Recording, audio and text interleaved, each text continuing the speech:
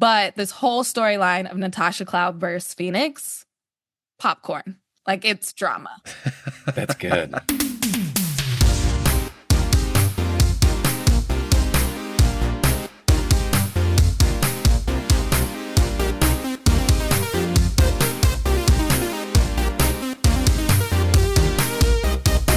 Sup, nerds? It's basketball. Welcome to Horse, a basketball podcast about everything except for the wins and losses. My name is Mike Schubert, and I'm joined by my trusted co-host. The season of the NBA ending to a bunch of teams deciding to fire their coach right before the playoffs begin. It's Adam Mamawala. Adam, how's it going?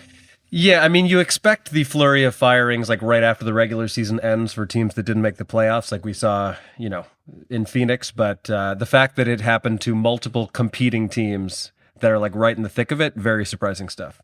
Right. It's almost as if the Grizzlies doing it first kind of let people know, like, oh, we can do this. That's right. Allowed. Ooh, yeah. Ooh. And then, of course, you have your classic end of season. We're not in the playoffs. We were a disappointment firings, but that's a whole other thing. So we'll get into that in Full Court Press. We've got a lot of stuff to cover. So let's get ready for Full Court Press in the Teal Memorial locker room, where the people are respected and the staff is not getting fired at the last minute. That's good. It's important to be professional. Yeah. You know who else is professional? I would say our patrons. Our patrons. Shout out to our patrons. We've got a whole bunch of them, and shout out especially to our producer level patrons: Polly Burridge, Salvatore Testa, Siobhan Ellsbury, Don't Go Chasing Taco Falls, Bang, Bang, Roast Beef Debris, Denver Steam Nuggets, Anna Reed, Steph Curry for 3 in the play-in.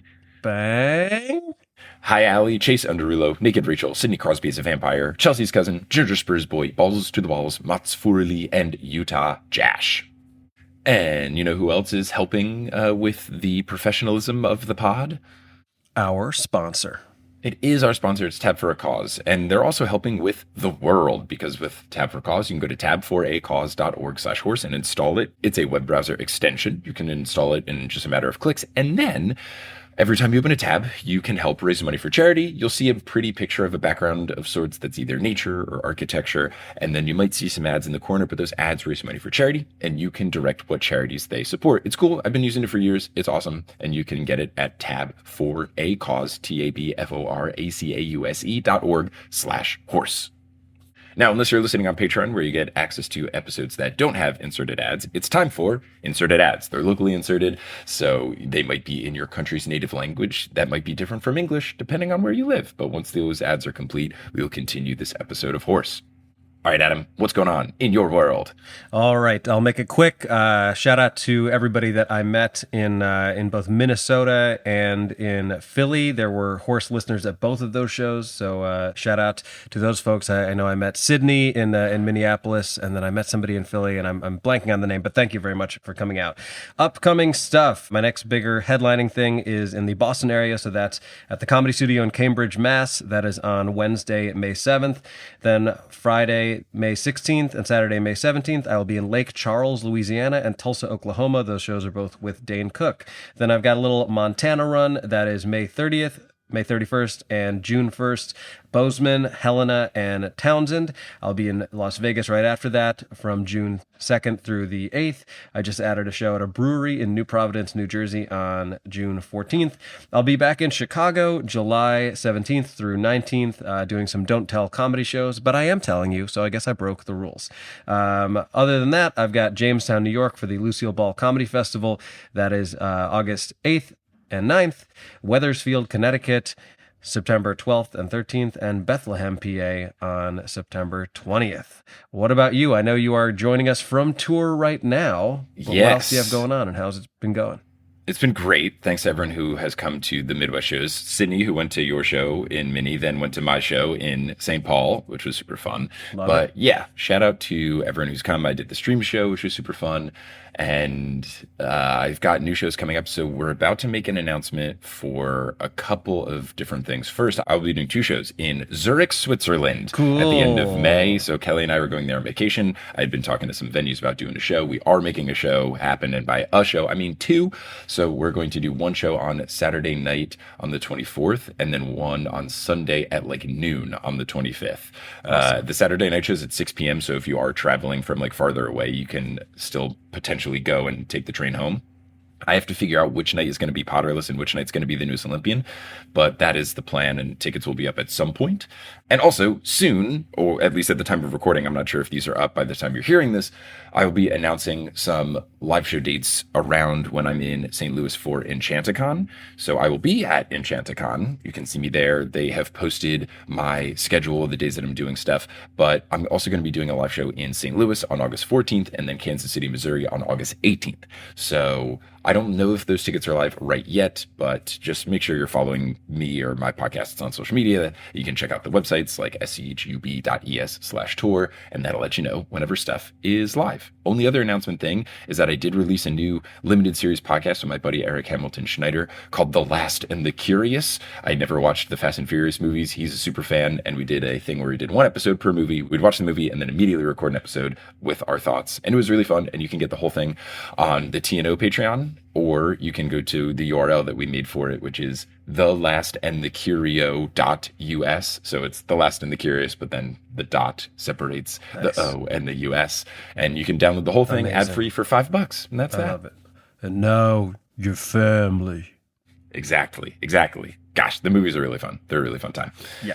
So yeah, that's all I got. I think we can get into full court press now. Get it like the news. Yeah, let's do it. No NBQ&A today. We do not have time. So what's going to happen is full court press is going to be very NBA heavy, and then we've got a very fun interview coming up that is very WNBA centric. So for now, we're going to talk about all of the heads that have rolled, all of the coach firings and whatnot, and then we're going to do a quick play-in/playoff preview and see how wrong we're going to get it, because this is going to be a spicy couple of months here. So we alluded to the coach firings. Let's start with the coach firings. The first one that happened was that Grizzlies Taylor Jenkins one, which I believe we covered in our last episode of Horse, but it just was basically seeming like the ownership didn't really like the coaching situation, so they moved on. After that, we had another late season firing, and this was Michael Malone getting fired from the Denver Nuggets. And not just Michael Malone, but also Calvin Booth, the GM. So seems just like a full clearing of the house. From the reporting that has come out since, it feels very much like behind the doors of the organization, things were getting bad. There were people who were like in the Malone camp, in the Calvin Booth camp. I don't know if the owner group had a camp or if the owners were just like, everyone's being dysfunctional and no one's getting along. Yeah. Everybody get out of here.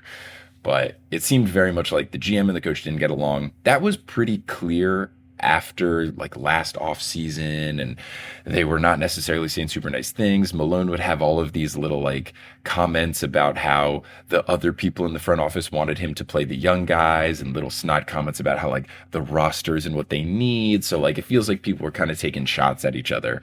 And it's amazing how quickly things can sour, though. Like we saw it both with the Bucks and Mike Budenholzer, and then with the Nuggets and Michael Malone. Like these teams just won championships pretty recently, and it seems to still not like garner them that much goodwill. But I guess it's a win now league. So what are you going to do? Yeah, I think it's one of those things, and this is at least what the ownership group said of why they did this, because they fired Malone, and then technically I think they just like aren't renewing Calvin Booth's contract because it was up at the end of the season. Yeah.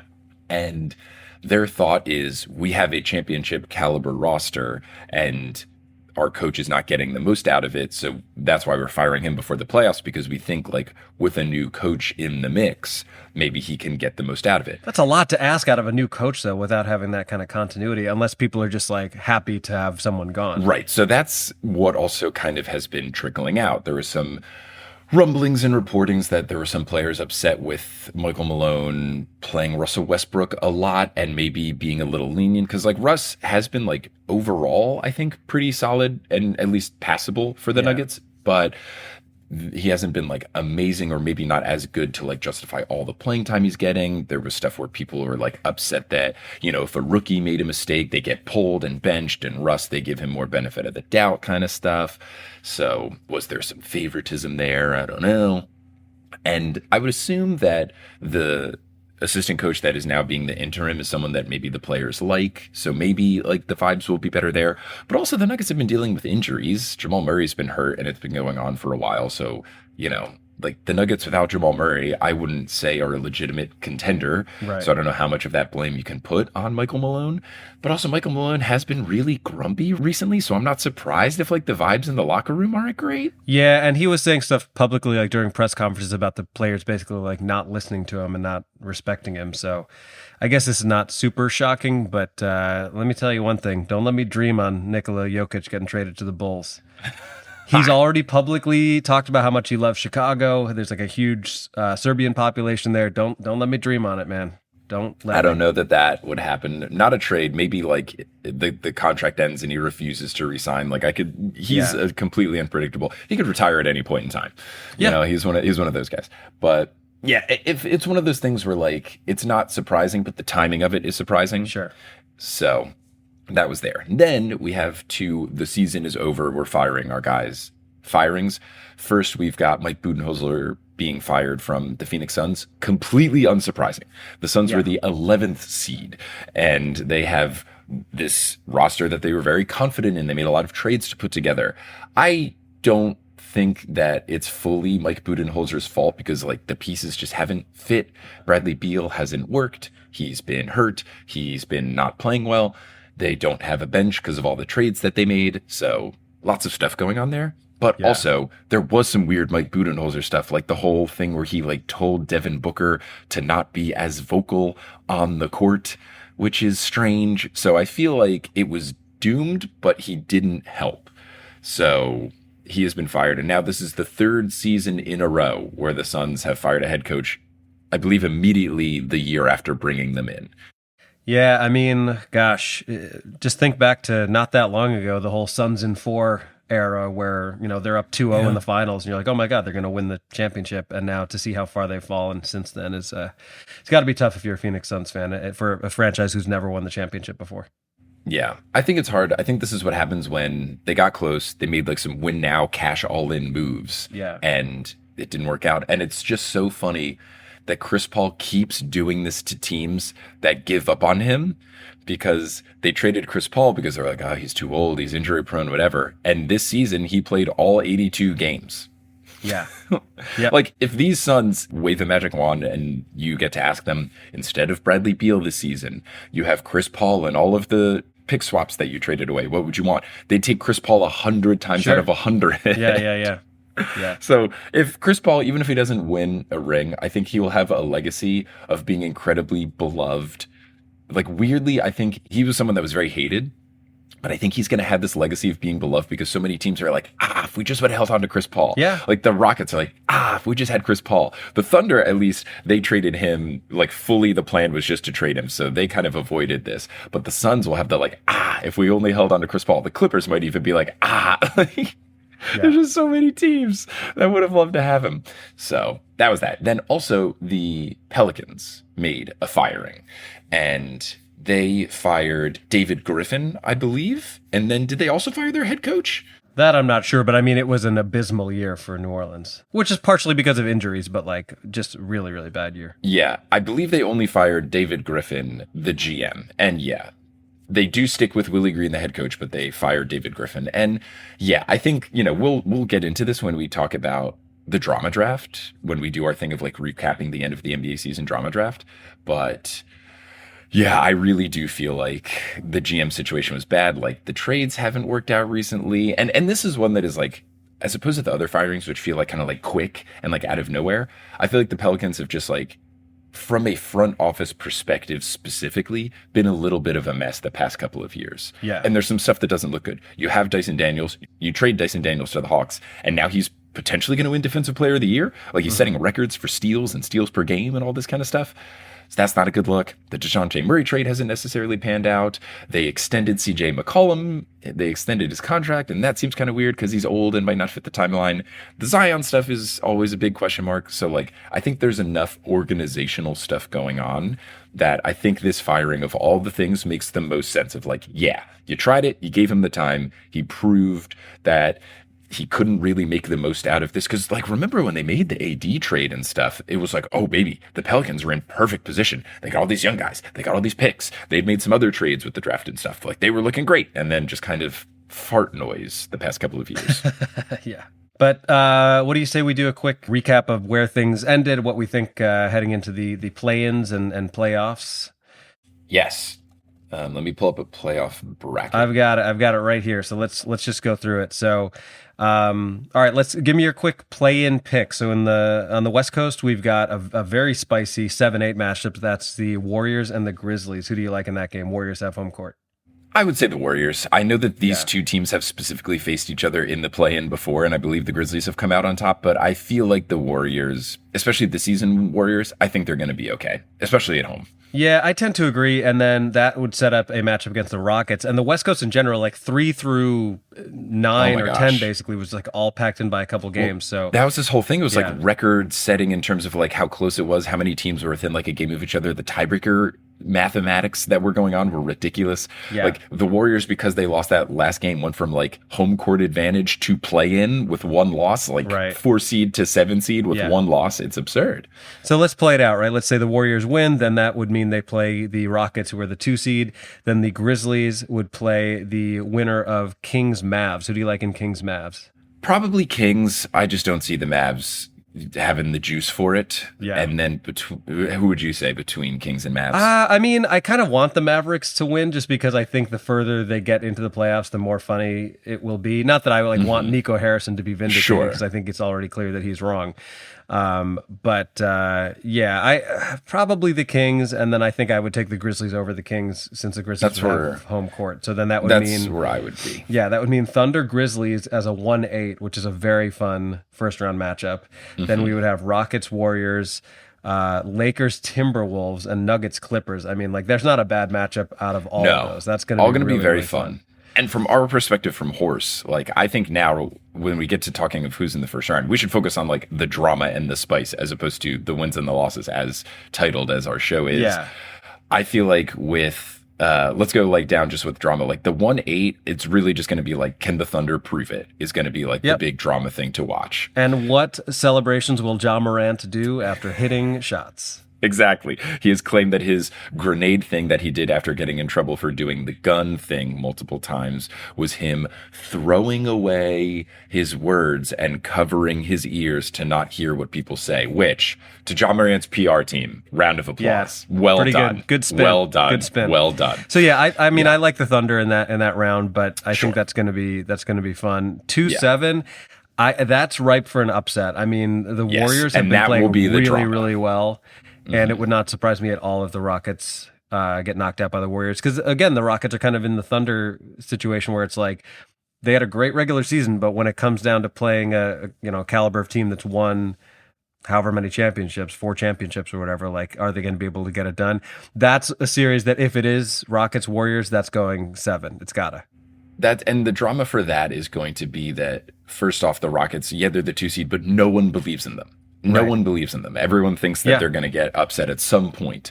So that's the drama there. And then also the Rockets and the Warriors have a history of not liking each other from the Steph Curry / James Harden eras and all those like mid to late 2010s battles. And I feel like I have Houston Rockets fans that like still hate the Warriors, even though they haven't really been like good at the same time in a while. Right. So I feel like that's going to bring up those feelings of hatred, especially Rockets directed towards Steph Curry. So now I think Lakers Wolves. I mean, come on now. We've got like old guard versus new guard, LeBron versus Anthony Edwards. Obviously, Luka's in the mix.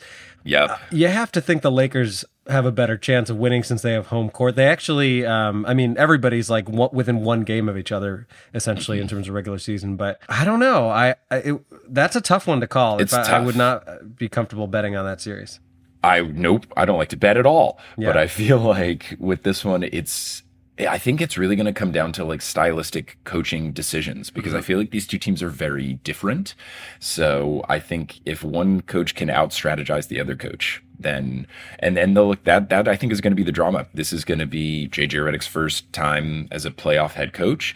The Lakers now, with their revitalization of Luka, will have a newfound expectations People Yep. think they've been playing well, and they have been playing well, so people would think that they should win. And it's funny because even though Luka's on a different team now from a drama perspective, we saw Luka talking mad trash to Rudy Gobert when it was Mavs versus Timberwolves, and they defeated them. Yes. So Yeah, I think another the drama Luka perspective, versus Wolves, the Luka of it versus all. Gobert, Luka Yeah. versus Wolves. I think there will still be some spice there. And then, so I think it's going to be a good one. Final matchup in the West, Nuggets Clippers as the 4 versus 5. Nuggets have home court. Obviously, we just talked about the Nuggets coaching change. Same thing. I have no idea who to pick in that series. No, it's weird because I feel like the Nuggets have been like falling from the top and the Clippers have been surging from the bottom. Yeah. So I think it's a really fun 4-5. And also, these teams have playoff history. They've played against each other, and there have been like upsets on either side. They face each other in the bubble, in the year after the bubble. Like, there's all sorts of history there. And then, it's going to be like a big thing with the stars. Like, can Jokic do it without Jamal Murray if he's still hurt? Can Kawhi stay healthy and do it? So I think this one's going to be really focused on like the key players on each team and like, can they bring it? And the drama will come from that. Like, is our guy the guy? Mm-hmm. All right, let's quickly go over to the East. So on the East Coast, we've got a deeply boring Magic versus Hawks 7-8. I would say deeply boring because I have much more confidence in the Magic than the Hawks. Yeah, I think the Magic are kind of fun. Right. I'm taking the Magic in that one. Yes. Bulls Heat, obviously, I think the Bulls. I think for sure. Classic play-in team. But the Bulls genuinely have been playing very well. Like, you look at their last 20 100%. games, they're like 15-5 or something. Look, and it's not expect. classic Bulls. They're the 9 seed this year. They do, yes. They do get one home step up. game. So I'm going to take the Bulls. I do as well. If the Bulls have proven anything, it's that they'll like make me believe and then immediately follow that with a complete dud. So like they'll probably lose to the Hawks.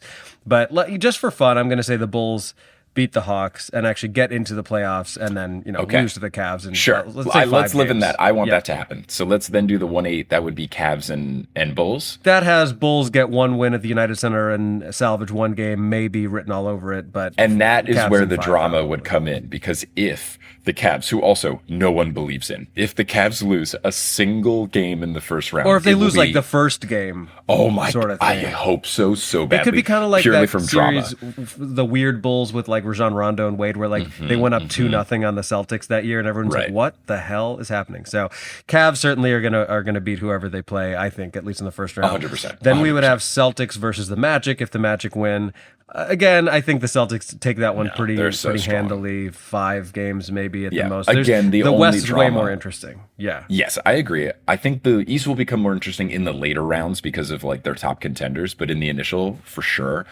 But drama-wise, I think the Celtics have the same situation as the Cavs. If they lose a game to the Magic, Yes. it'll be like Tatum doesn't have it. Like, Yeah. Now, Knicks Pistons, man, that is a tough matchup. I think, given that the Knicks have home court, I'm confident they can get it done. But Pistons are a good team. They're a gritty team. Cade is a bona fide superstar at this point. Like, that is not going to be an easy series.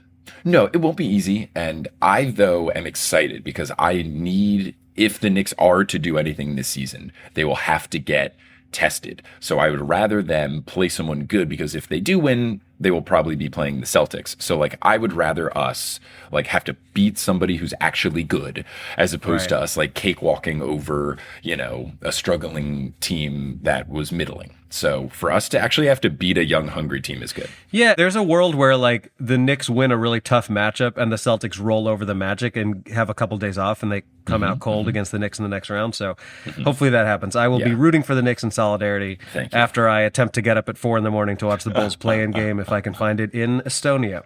Nice. Pacers Bucks as the 4-5. Another interesting matchup. And there's drama. We all remember the stealing the game ball, play-in tournament stuff. Of course, hopefully that yeah. all comes burbling back up. So the bad vibes are there. With the Knicks Pistons, I don't know if there's like as many like drama things. I think it's just like there's always the chance that Isaiah Stewart tries to fight people. I predict Charles Oakley returns to the Garden, comes out of the stands, fights Isaiah Stewart. So yeah, I don't know if there's like history related drama. There's just like the Pistons are very chirpy and there's always a chance that words or fists are exchanged. But Bucks Pacers, there is for sure history there. It seems to have cooled over, but playoffs can always reignite. They can always reignite. Now, we don't have time to go through all the iterations of this, and I'm sure we will in No. future episodes, but right now, on April 15th, as we record this, give me your finals matchup. Who do you have in It's the finals? Knicks and the Oklahoma City Thunder, with the Knicks winning in 7 games. Wow. And I Hartenstein gotta just speak it into existence. I have crying to. his eyes out. And I'm going to go Bulls-Kings, the storyline of, Levine and DeRozan. No, I think Stacey King versus the Kings. I'm going to go... I would love to see the Knicks get there. I don't know that I think It's that tough. they will. It will be very, very, very, very hard. I'm going to go Celtics. I'm going to throw something wild out there. Celtics, Timberwolves. Whoa, that's very fun. Yeah. I like this. If I was picking with purely my basketball brain and not my heart, I would go Celtics Thunder. But I'm not sold on the Thunder getting it done in the playoffs. I think until they get there, I'm not sold. Yeah, my thought would be like I could see them struggling out the gates, and then by the time that they get to the conference finals, they're like, "Oh, we figured it out." Yeah. So that's kind of what I'm thinking. But the West playoffs will be very fun, and there's a lot of drama. And speaking of drama, as we conclude Full Court Press, we will get into what we're doing for the second half of this episode, which is the WNBA Drama Draft, Horse's first ever first WNBA Drama Draft. And we will be, of course, bringing in our WNBA correspondent, Jordan Robinson. Yes, as promised, we are doing the first ever, hopefully annual, WNBA Drama Draft here at Horse. Of course, we had to bring in our WNBA correspondent, Jordan Robinson. Jordan, how's it going? It's going great. It's always fun to be here. You guys, I just want to say, you guys have been supporting me and asking me to come on this pod for years, and you are not tired of me yet, so I am so thankful. How could we be? How could we be? No, we're glad you're not tired of us, because as you do very important WNBA things, we're like, hello, do you want to just do a silly thing real quick? So we're glad that we have not become too lo-fi, given that you co-hosted a podcast with Cheryl Swoops. So we're glad we're not too minor league for you. No, I love the fun. It's really nice because I get asked the same things over and over, but I have never been asked to do a drama draft. So first time for everything. I love it. Perfect. Before we get into the drama draft, we are recording this on April 15th, which some people call tax day, but we're calling the aftermath of the WNBA draft. Do you have any just overall thoughts on particular things that happened on draft night before we get into drama drafting of the teams? It was a great draft, and you can't really say that about a lot of years, or we can only say that about the first couple picks, and then there's this huge drop off. But there is a lot of talent coming into the W over these next 3 years, and it just makes me want there to be more teams, more roster spots, because like I just said, I got done recording my podcast and I said, okay, new WNBA fans, you're going to get your heart broken in the next couple weeks when the names are waived and players aren't making teams and they're getting cut. So we just all have to hold hands and go through it together. But on draft night, we're all excited about the potential on who could play with who. And it's really fun. But then it's this like walk of shame with everyone that has to leave training camps and gets waived. So I'm still in the high. I'm still in the bliss of draft day. I just want to admit that I got, and I saw a fake tweet. I think it was from NBA Centel. I got Centelled last night, saying that the Dallas Wings had immediately traded Paige Beckers to Los Angeles. Oh, no. And I was like, there's no fucking way. There's no way that happened. No. And then I saw the rest of the tweet. It was like they traded her for Lisa Leslie, and I was like, okay. Yeah. That would probably be the only way that they would accept that trade of going back in time and getting Lisa Leslie in her prime. Lisa, yeah. My goodness. Yeah, it was a very fun draft, and I agree with your sentiment, given that like you're looking and I'm watching the draft coverage and there's reporting where it's like starting with like the 15th pick. They're like, well, she might not make the team. And it's like, this is pick 15. Right. And we're worried. We're like not even a third of the way into the second round. And we're worried that these people are going to get cut. Like this is so cutthroat. Oh, it's not even, once you get to pick 11. I think that's what in normal draft, last year's draft, over 50% of the players that were drafted did not make a team.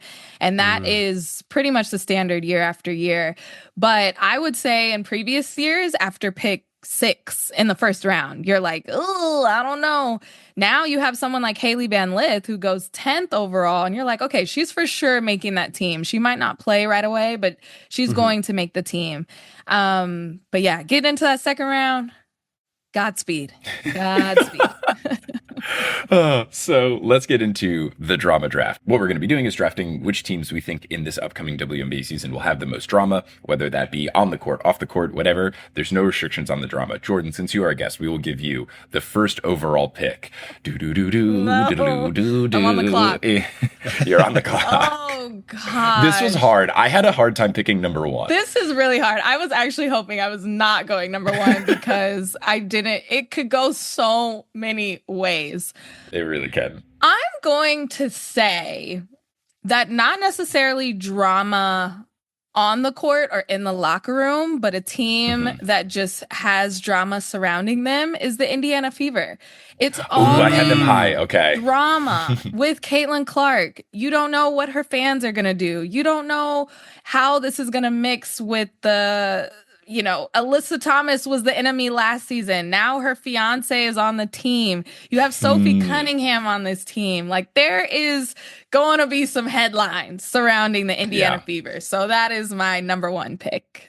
I think that's a smart pick. Also, isn't it something like, is every single Fever game televised this coming season? I think all but 38 or something? Only a few aren't. So we're also going to have a front row seat to all of the drama all season long rather than other teams.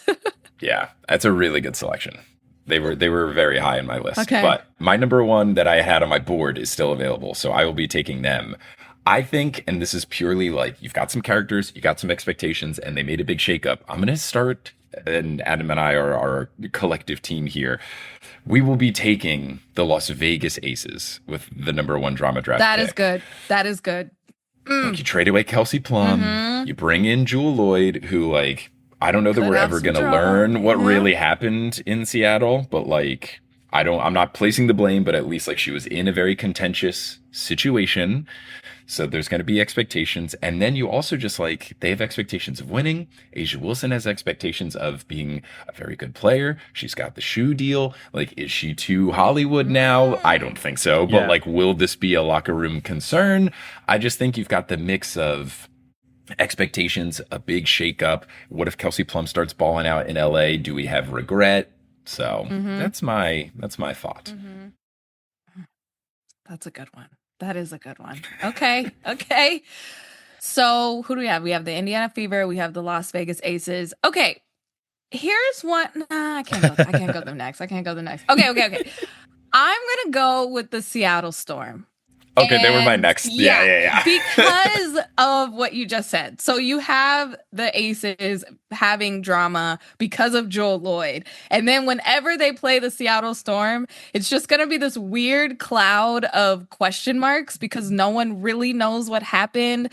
But we know that there's beef there. So Skylar Diggins-Smith, unfortunately, I love her. Drama follows her. Girl, it's wherever you go, drama is nearby. So I'm going to go with the Seattle Storm there. Yeah. As much as I didn't want to do it, my beloved Seattle Storm, they were number 2 on my board. Like, you've got Skylar always has drama, and they're in this weird thing where they're currently trying to do the 2 timelines plan, and it never works. I'm so excited about the Malonga draft pick. I was very hyped for her. You should be very excited about that. 19-year-old 6'6" French woman that can dunk. Come on. Yes. Who is friends and besties with Gabby Williams. So you know Gabby Williams and her played on the French national team. You could have a Monstars lineup. That is the positive. The negative is that Skylar Diggins-Smith is still on your team, so drama will be correct. Ugh, gosh, yeah. So I think there is some expectations. They've got like a mix of young people and old people. Like I like the players on the team, but I don't feel like there is a cohesive vision of like who we're focused on, and that can be scary. Yes. So I think that's a very good pick. Thank you. All right.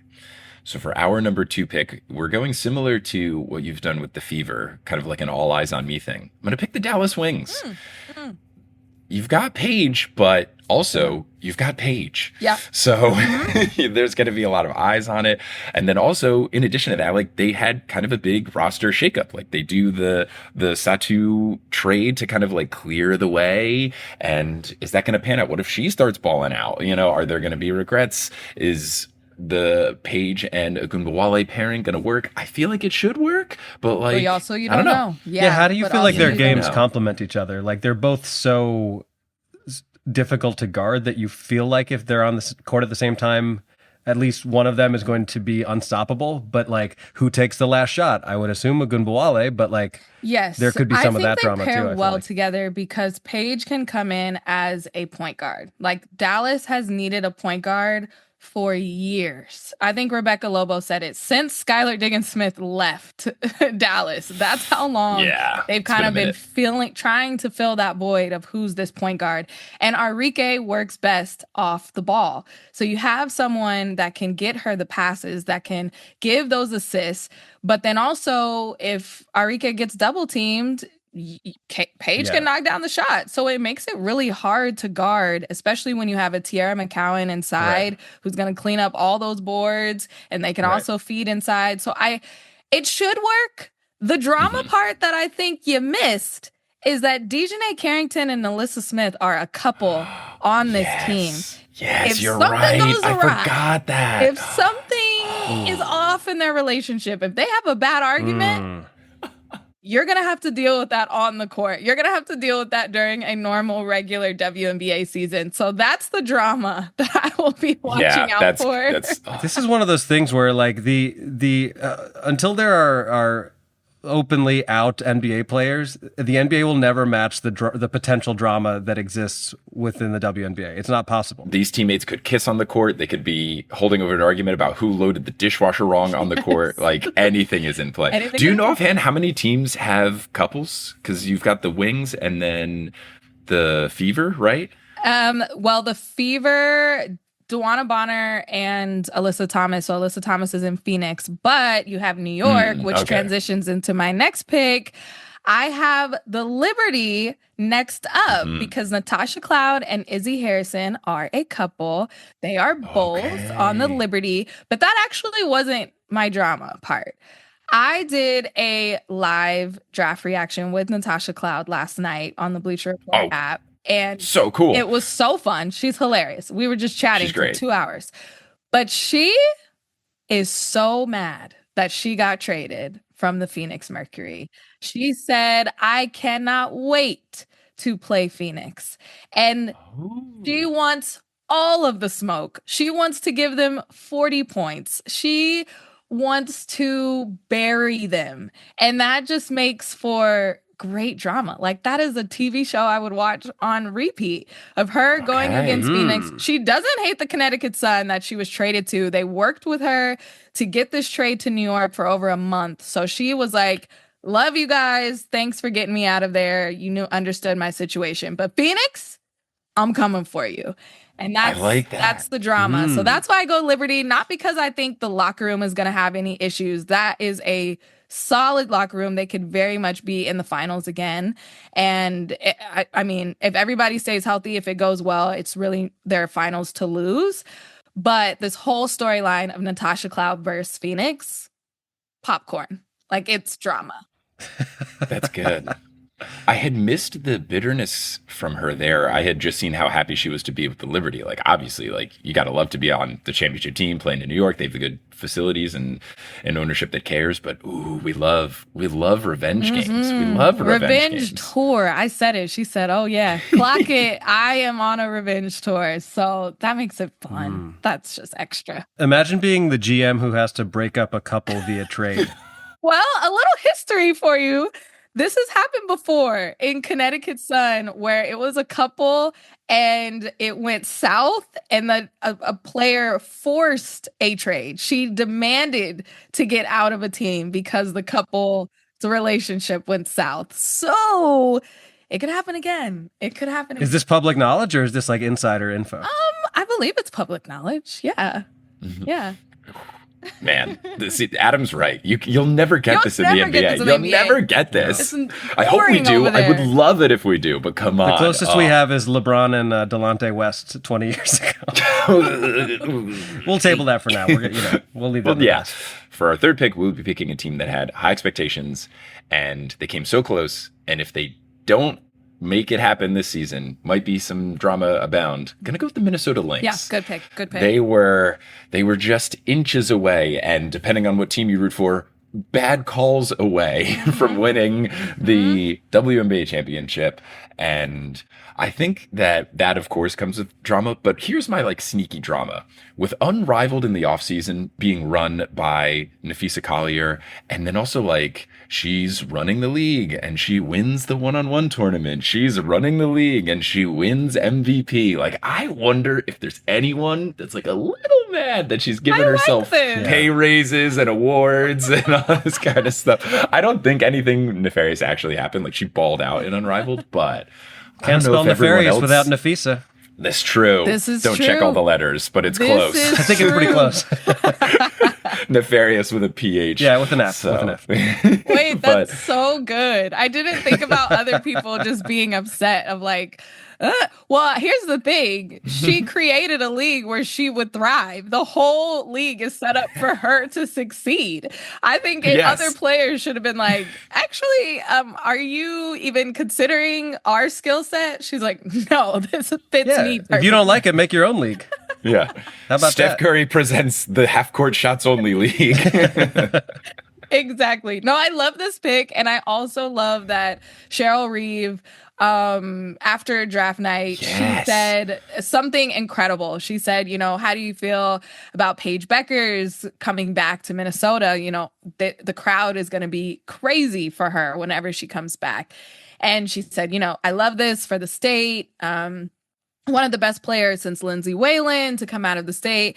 But I hope her hate for the Minnesota Lynx begins with this season. Like, she's a fan of the Lynx. She's talked about growing up Paige with the dynasty, but she's like, I want her to hate playing here. I don't want it to be this homecoming, nice, flowery thing. So there could also be some drama with that as well. Coach with some good quotes. She was firing off fire after the finals that she thought was stolen from them. So yeah, them versus the refs. Look, that's the drama enough. They're gonna be clocking who is on the reffing call for all of their games, and that's gonna be insane. Yeah, and then you also you've got Courtney Williams on the roster, but more importantly, Courtney Williams' dad is on the roster. Yes. So drama is always always in play with the Lynx.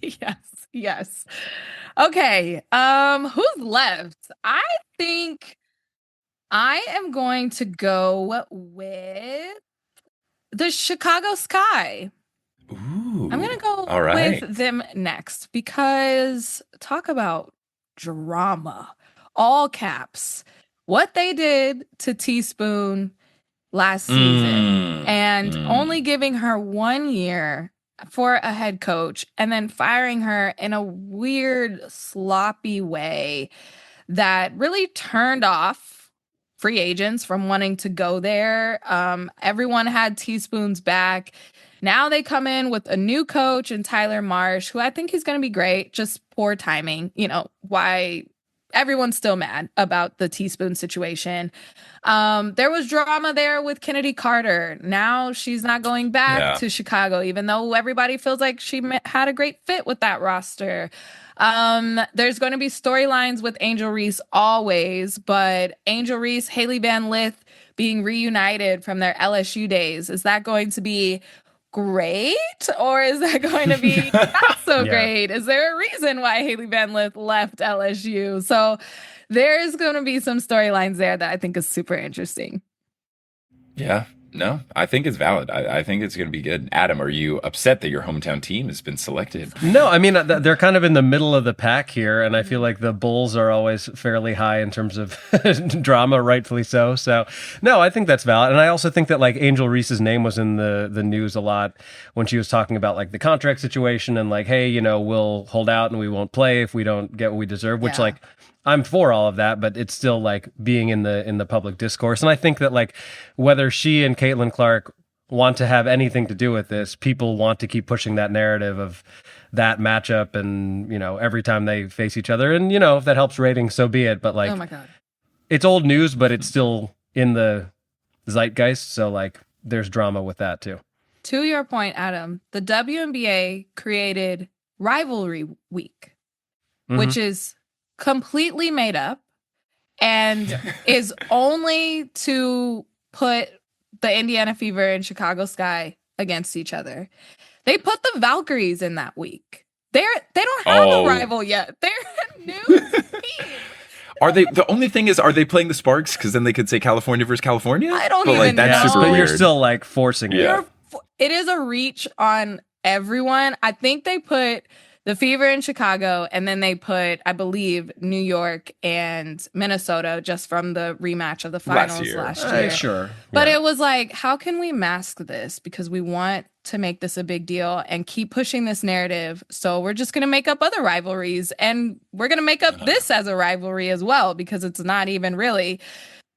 Yes. So you're right. That is another reason why they are going to be in the drama.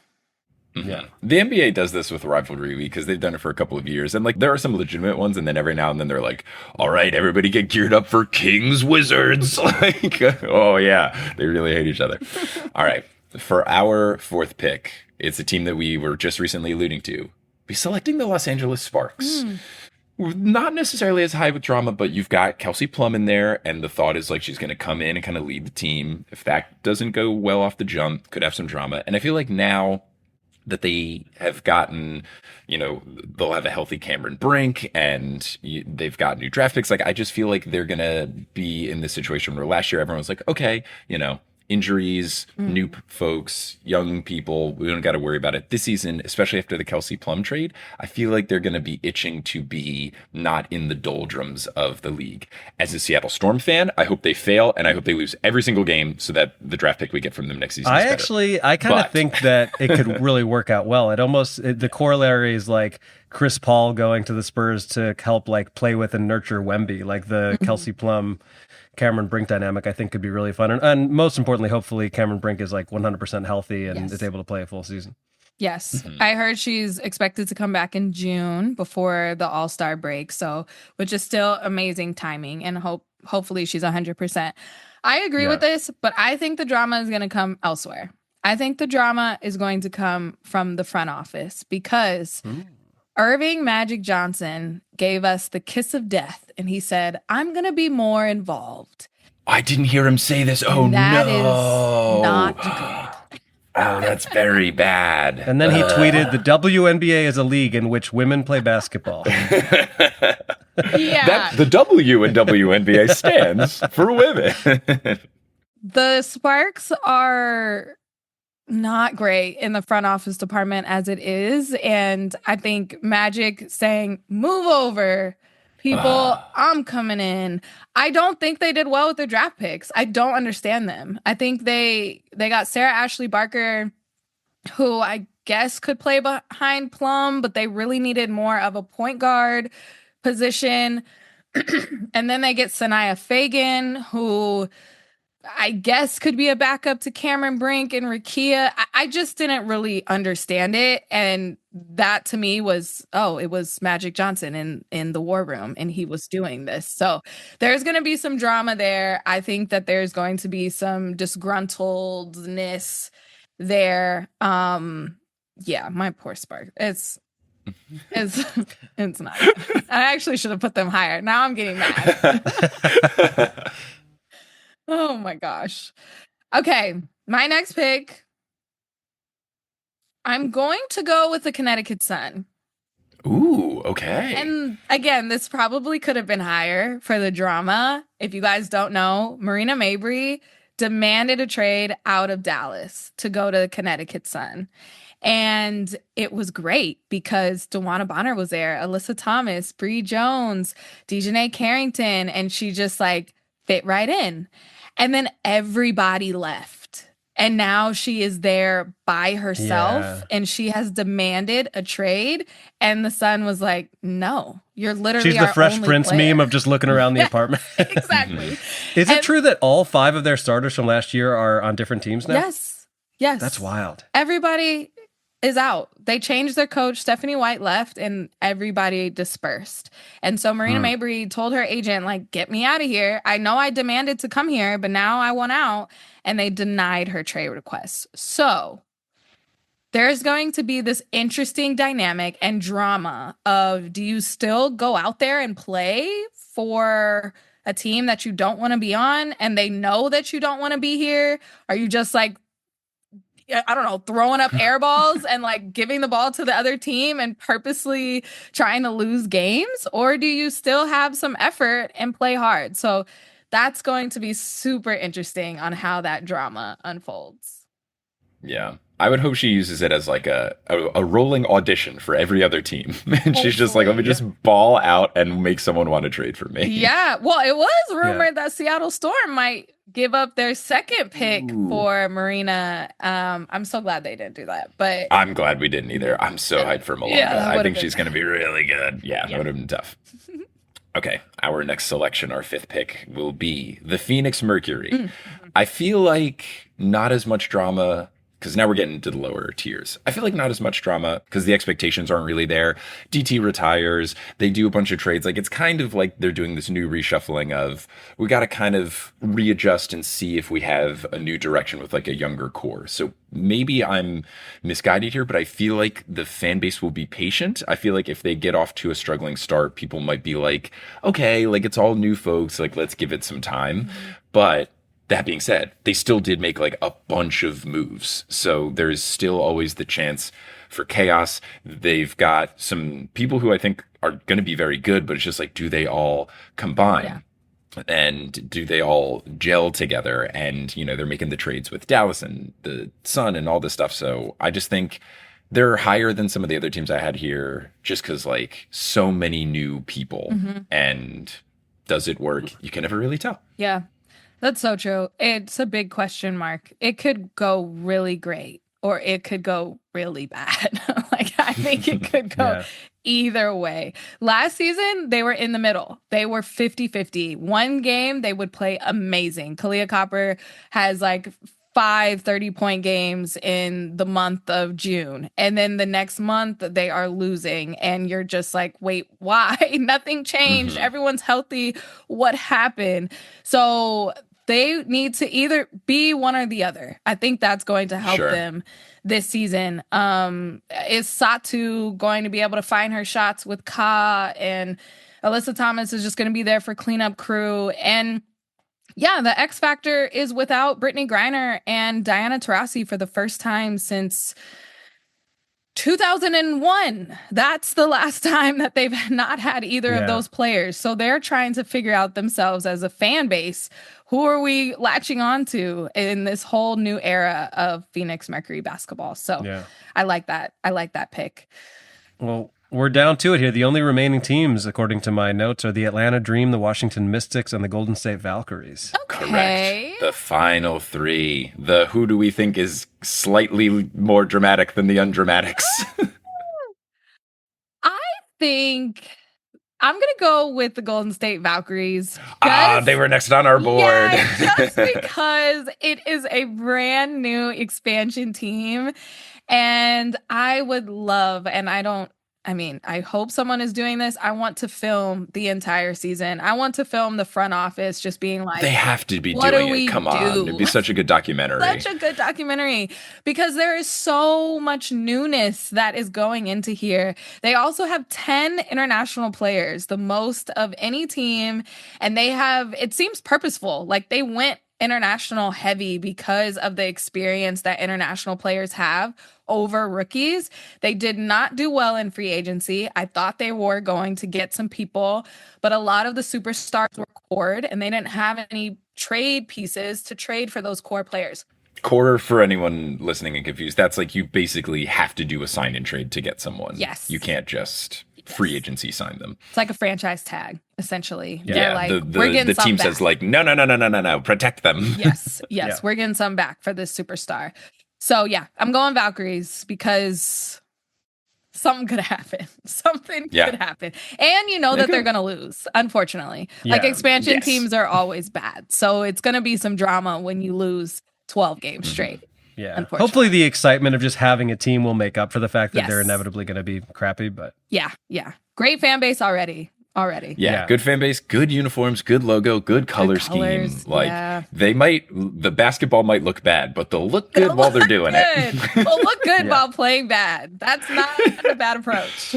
Okay, so we're down to the final two. On our board, we have this team higher, mainly just because I think the other team will be so undramatic. Like the first thing I did when I was making my list was like, put these people at the bottom. So I will not be picking the Washington Mystics. I will be instead picking the Atlanta Dream. Okay. Just because, like, I don't know.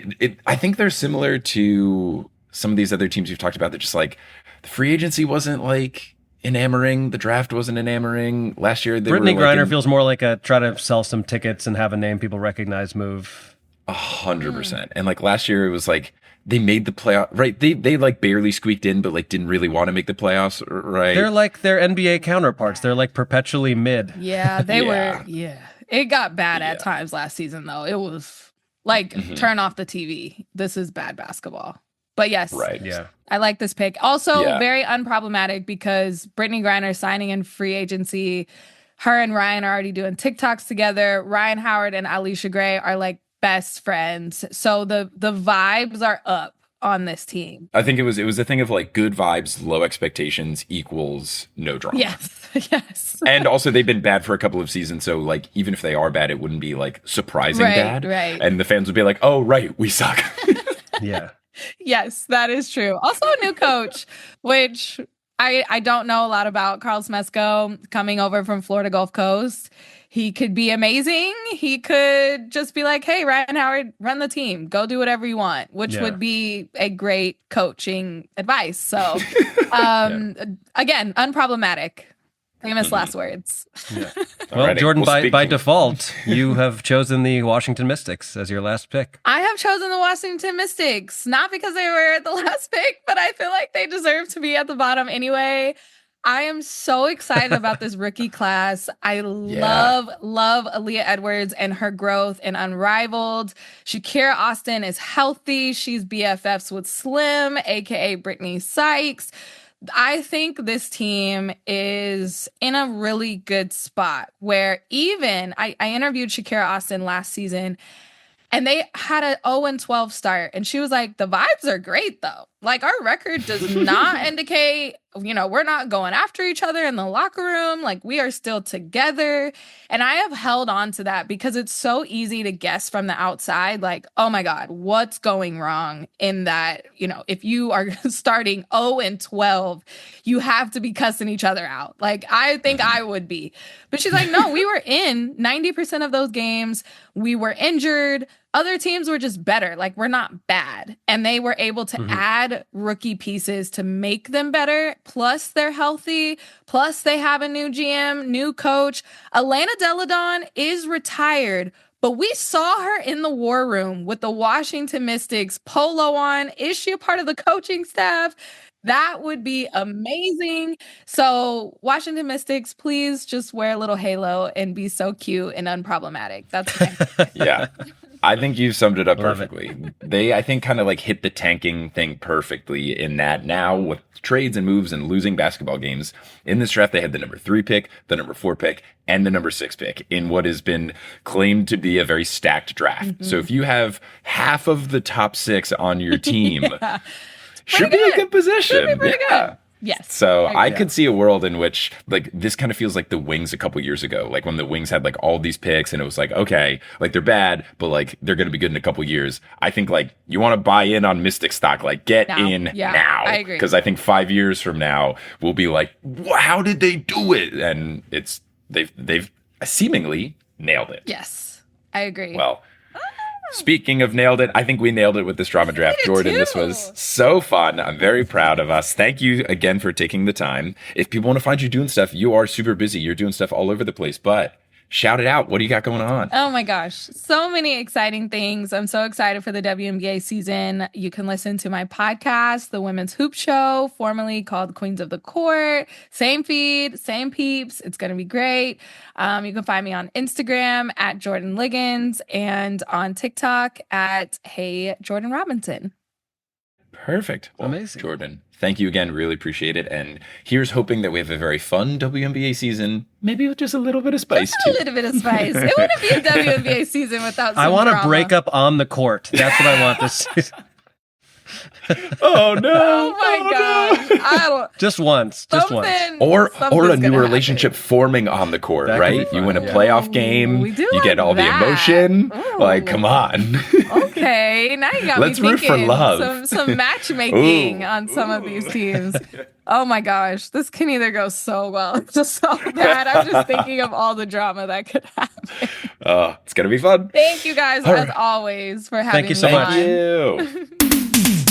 Thanks for listening to this episode of Horse Horses, hosted by Adam Amwala and Mike Schubert. Our editor is Kensei Saramaki. The music is by Bettina Kampamanis. The art is by Allison Wakeman.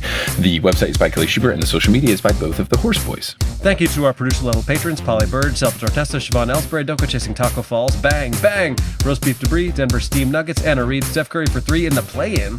Bang. Hi, Allie, Chase Underulo, Naked Rachel, Sidney Crosby as a vampire, Chelsea's cousin Ginger, Spurs Boy, Balls to the Walls, Mats Furli, and Utah Jash.